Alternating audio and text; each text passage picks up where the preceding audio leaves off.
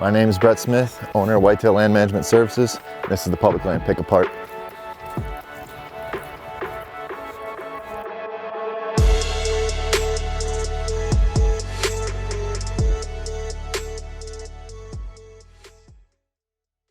Greetings, earthlings, and welcome to another public land pick apart. Today's public land pick apart is in the big buck state of Iowa. So, if you've never heard of the public land pick apart, this is your first time hearing about the public land pick apart. What is the public land pick apart? Guys, this is the cheat sheet. This is where I give you all the answers. Let's say you finally drew that Iowa tag. It took you 4 years. It's time to go to Iowa. Where do you start? Well, you start with map scouting. You got your own ideas. I got mine. Let's put them together and let's create the ultimate plan so that you can kill a big buck in Iowa. So what did I do? I ended up going to Iowa, picking a random map, and I think that I found a pretty good one when it comes to getting back to this little crack or crevice back in the public land that a lot of people probably won't consistently go back to. I don't doubt that somebody else is looking at what I'm looking at and they're going to go back there once or twice. But it looks to me like it would be a real pain in the butt to get back to the spot consistently. And I think if you were to get to this spot consistently, I'd almost put money on it that you're going to get shot at a good buck. So I didn't pick the typical zone 4, zone 5, zone 6 of Iowa, the southern Iowa area. I went to northeast. Northeast is easy to get to for a lot of northerners, a lot of northern guys, and maybe it's not the most desirable area, like 4 and 5 in zone 4 or 5, so maybe it's a little bit overlooked.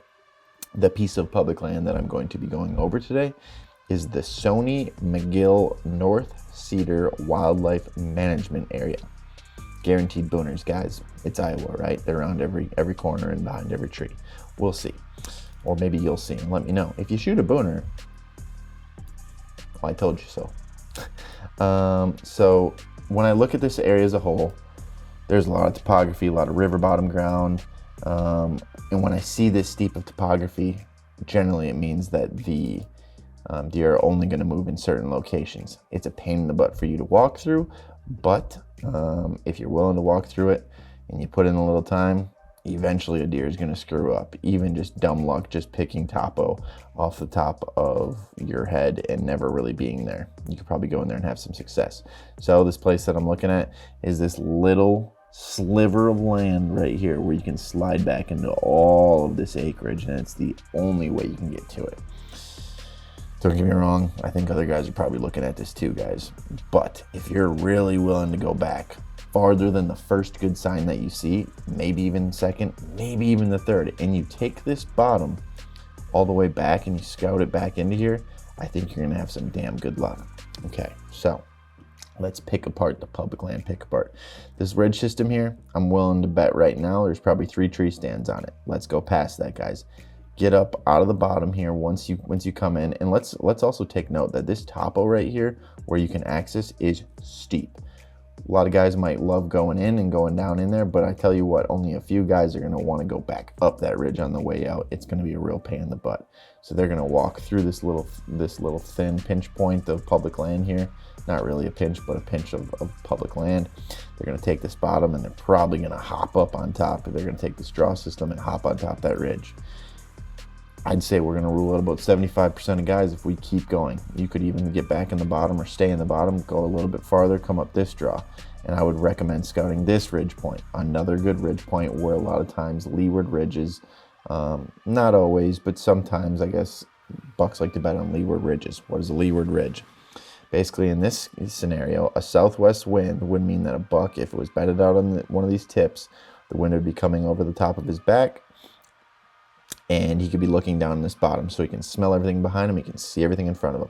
He could easily rotate around the bottom side of this and be sitting here on a northwest wind and seeing what's coming out of this draw from this direction.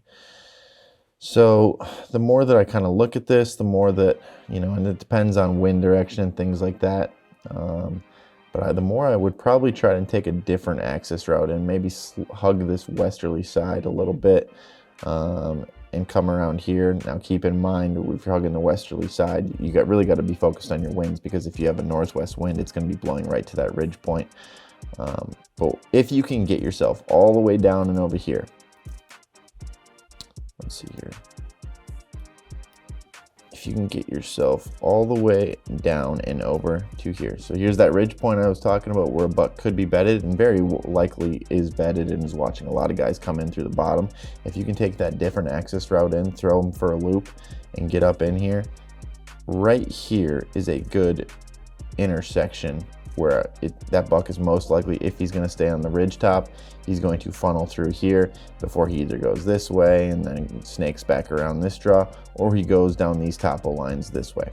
So if we sit right here, we're going to pick him off either way. Let's see here.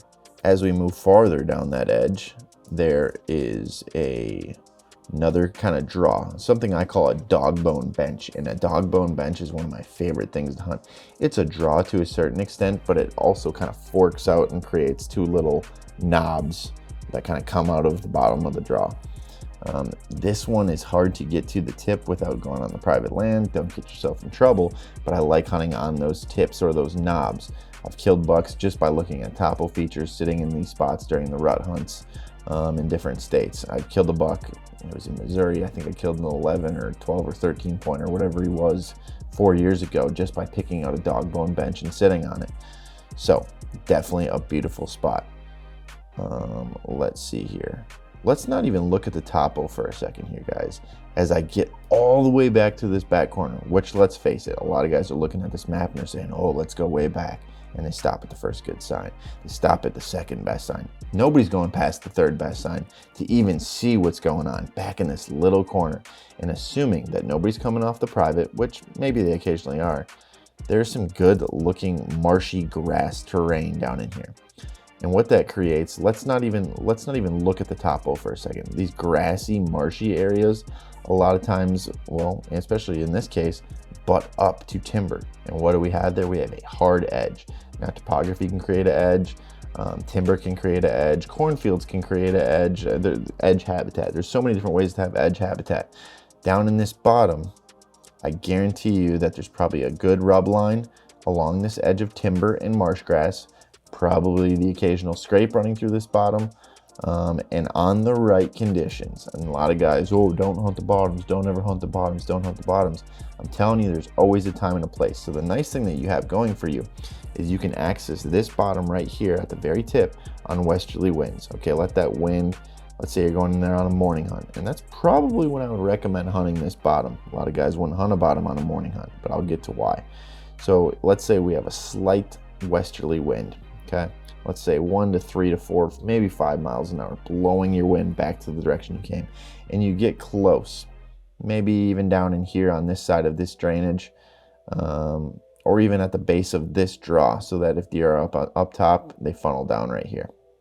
And we let that wind suck back down into that North Cedar Creek area, and back down in there. The nice thing is as the sun comes up, your thermals will rise. And if the wind is light and variable, it should go straight up. It's not going to drift too much in either direction. Now, is this bulletproof? No. And let's face the facts, guys, nothing's bulletproof in deer hunting unless you're sitting in an enclosed blind. And even that's not a 100%, but I would say it's pretty close to it. But at least if you had a slight westerly wind blowing up and out of there, and you had the morning thermals carrying up, if there is anything down in that bottom, checking scrapes, making rubs in that late October, early November timeframe when everybody's in Iowa looking to hunt, and everybody talks about going way far back, but they stop at the first sign and you go all the way back here, I wouldn't be shocked if you end up, seeing some big buck activity. And we're looking at this draw like it's the dead end, but if in reality, if we look at it, it goes way off into the private over here. So there's draws here that flood down into the main draw. There's little knobs here, little knobs here, little knobs here. There's so many places that these deer can come off the tops, get in the bottoms, lay down sign, and travel this bottom corridor, this creek bottom, which is ultimately a piece of land that deer will use as a natural corridor.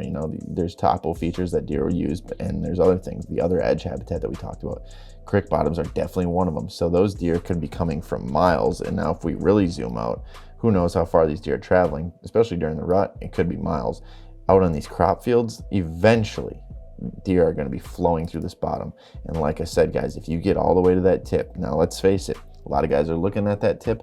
Nobody's actually going all the way out there. Not consistently, not often. Maybe one or two guys, but the only way you know is if you go.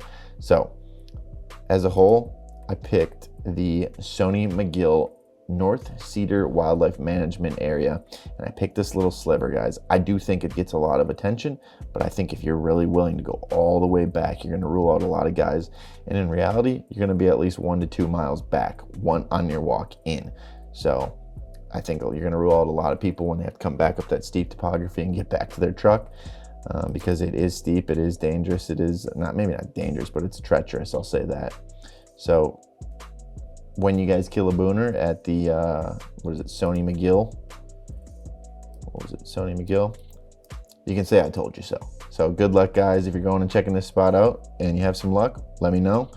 And that's your Iowa Public Land Pick Apart.